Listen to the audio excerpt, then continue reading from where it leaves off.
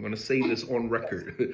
Our relationship as men in the Muslim community, it kind of overlaps with our relationship prior to Islam.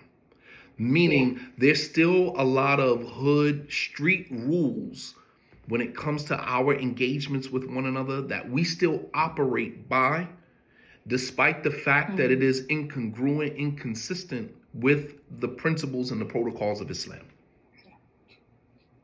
And it's hard for us to make that separation. It's hard for us to separate, pre-Islamic behavior from what is encouraged and what is acknowledged in Islam. And so there's a lot of street behavior that goes on in many Muslim communities amongst the brothers. Like the no snitching. So for example, if I know that this brother, beats his wife, I may not rock with him anymore. I may not hang with him anymore, but I'm not going to go say anything to anybody because I don't want to look like a snitch. So if another brother comes to me and says, yo, my sister is looking to marry this brother, which, I know you and him used to be cool. I don't see y'all together anymore. What's going on? Is everything okay? Nah, you might want to ask somebody else about that. It's just like, but you know that he beat his last wife, but you won't say anything about it because I don't want to be guilty of snitching. Even though in Islam mandates that you say something about it.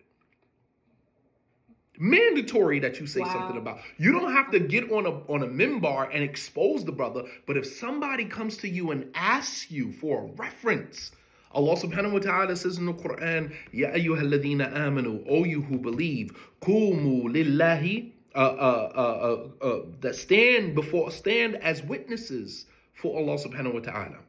Kunu qawamina lillahi bil qist. Stand out firm as witnesses against Allah for Allah subhanahu wa ta'ala. That is a command. You don't have a right to say, ask somebody else, I don't want to get involved with that. I don't want to say anything. No, what you're using is street rules, hood rules, no snitching. Meanwhile, in this particular situation where someone is coming to ask you for reference about this person's character, you are obligated to say what you know. So the protection is for him, not the protection for the sister who might possibly end up being his next victim. You see what I'm saying? Like you would much rather protect his honor, exactly, which he doesn't have any honor to protect, rather than protect the honor of your sister who may be his potentially next victim. And when Fatima, and we have a precedent for that, even in the deen, when Fatima bint Qais, she came to the Prophet ﷺ and she said, Muawiyah wants to marry me and Abu Jahm wants to marry me. Which one of them should I marry? The Prophet ﷺ, he said, as for Muawiyah, he's poor, he has no money, don't marry him. God forbid an imam says that about a brother today. You end up in a fight. You don't know my financial situation. You count in my pockets. You don't know what I got. You don't know what I can afford. Man, I know that you can't afford this sister. How about that? I know you can't afford her. I know her lifestyle. I know where she comes from. I know what she's used to. And you cannot handle that. Did I lie? Stop me when I lie. Did I lie?